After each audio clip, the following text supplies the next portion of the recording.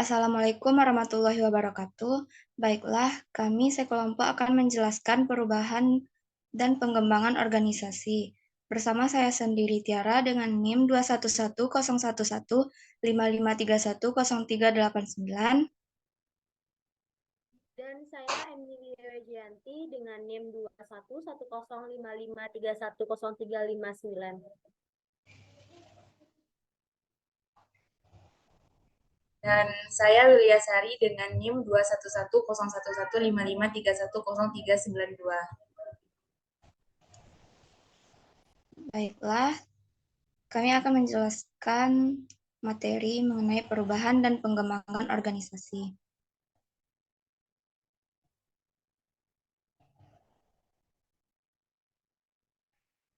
Fakta. Lingkungan bersifat dinamis, kompleks, dan terkadang tidak dapat diprediksikan membuat organisasi harus melakukan perubahan secara berkelanjutan. Faktor-faktor yang menyebabkan perubahan berasal dari dalam maupun dari luar organisasi. Satu, faktor internal. Tujuan, strategi, dan kebijakan organisasi, kegiatan, dan teknologi yang digunakan. Kedua, faktor eksternal. Politik, pendidikan, ekonomi sosial, kebudayaan, dan teknologi.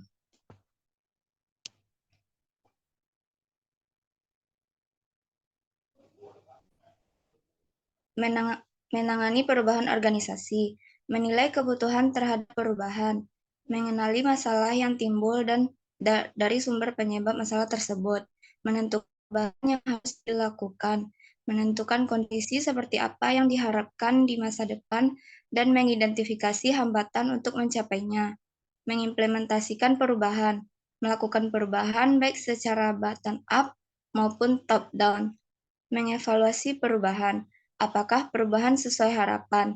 Bagaimana jika dibandingkan dengan perubahan yang menjadi acuan?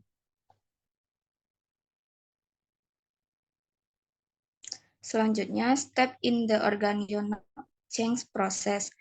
Yang pertama, assess need for change. Yang kedua, decide on the change.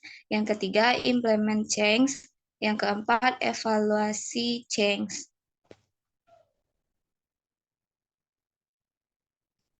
Selanjutnya, manajer agent of change. Agent of change adalah seseorang atau sekelompok orang yang berusaha mengubah perilaku orang lain atau sistem sosial yang ada. Top-down change. Perubahan yang dilakukan oleh manajemen tingkat atas umumnya bersifat strategis dan komprehensif. Bottom-up change. Usul perubahan berasal dari individu yang ada dalam organisasi, didukung oleh manajer menengah dan tingkat bawah sebagai agen perubahan. Selanjutnya akan dilanjutkan oleh teman saya. Jenis perubahan. Perubahan tidak terencana atau planet change. Perubahan bersifat spontan tanpa adanya arahan dari agen perubahan. Misal, pemogokan liar yang membuat pabrik tutup atau konflik internasional yang menghasilkan prosedur dalam hubungan antar departemen. Yang kedua adalah ada perubahan terencana atau planet change. Perubahan dihasilkan oleh usaha-usaha yang dilakukan oleh agen perubahan. Perubahan ini merupakan respon dari adanya perbedaan antara apa yang diharapkan dan kondisi aktual. Yang ketiga, tugas. Sifat dasar pekerjaan yang ditunjukkan oleh misi, tujuan dan strategi organisasi, serta desain pekerjaan untuk individu kelompok. SDM atau personalia, perilaku dan kemampuan karyawan, serta sistem SDM yang mendukung. Selanjutnya ada budaya, sistem nilai yang dimiliki organisasi secara keseluruhan, serta norma yang mengarahkan perilaku individu kelompok.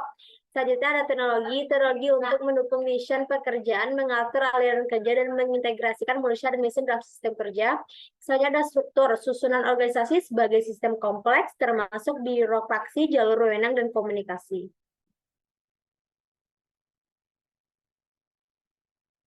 Selanjutnya ada unphrasing atau orang merasakan adanya kebutuhan untuk berubah dan persiapan diri untuk perubahan tersebut. Hal ini dapat dilakukan dengan pertama, membangun hubungan baik dengan orang yang terlibat dalam perubahan. Yang kedua, membantu orang menyadari bahwa perilaku lama tidak efektif. Dan ketiga, minimalkan resistensi terhadap perubahan. Changing atau tahapan implementasi perubahan, orang mulai mencoba perilaku baru dengan harapan agar menaikkan efektivitasnya. Hal ini dapat dilakukan dengan mengidentifikasi perilaku baru yang lebih efektif, memilih perubahan yang tepat, dan mulai melakukan perubahan.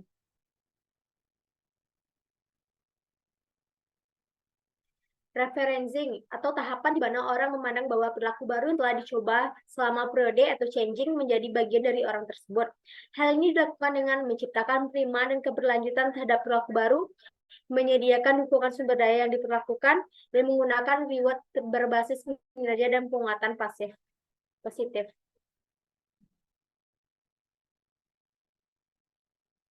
Force sharing strategi. Perubahan dilakukan melalui wewenang formal dan atau penggunaan reward dan punishment. Perubahan diperoleh dengan cepat namun cenderung dilakukan karena adanya rasa takut terhadap hukuman atau keinginan mendapatkan reward. Pengaruhnya bersifat temporer, sesuai untuk digunakan pada tahap unphrasing, yaitu meninggalkan pola lama dan mendorong berbentuknya pola baru.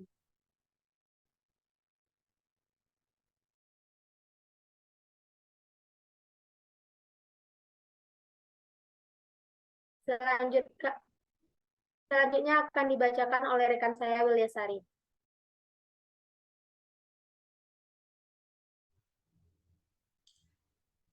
Rational persuasion strategi. Perubahan dilakukan melalui pengetahuan, data empiris, maupun argumen rasional. Selanjutnya, manajer harus menggunakan pendekatan rasional bahwa perubahan akan memberikan manfaat yang besar dibandingkan pola sebelumnya. Argumen bisa disampaikan oleh agen perubahan, ahli dari luar maupun melalui demonstrasi. Perubahan yang terjadi lebih lambat dari strategi force absorption, namun hasilnya lebih tahan lama dan terrealisasi dalam diri individu. Shared power strategy. Strategi yang melibatkan partisipasi dari pihak-pihak yang terlibat untuk melakukan perubahan sesuai dengan nilai, kebutuhan maupun tujuan individu atau kelompok. Manajer memerlukan power dan keterampilan untuk bekerja efektif bersama berbagai pihak. Perubahan ini memerlukan waktu yang cukup lama, namun perubahan tersebut akan lebih tahan lama dan terinternalisasi dalam diri masing-masing. Apanya? Pengembangan organisasi. Pengembangan organisasi atau organization development atau OD adalah suatu usaha jangka panjang untuk meningkatkan kemampuan organisasi dalam menghadapi kondisi lingkungan dan menyelesaikan permasalahan. OD bisa dikatakan sebagai perubahan terencana plus di mana OD menciptakan suatu perubahan dengan suatu cara yang membuat anggota organisasi dapat mengembangkan kemampuannya untuk secara aktif terus melanjutkan pembaharuan. Organization development process, yaitu yang pertama establish a change relationship, diagnosis, selanjutnya intervention, evaluation, dan achieve a terminal relationship. OD memiliki outcome goals, berfokus pada pencapaian tujuan yang lebih baik, maupun proses goals, berfokus pada peningkatan cara orang-orang bekerja sama untuk mencapai tujuan.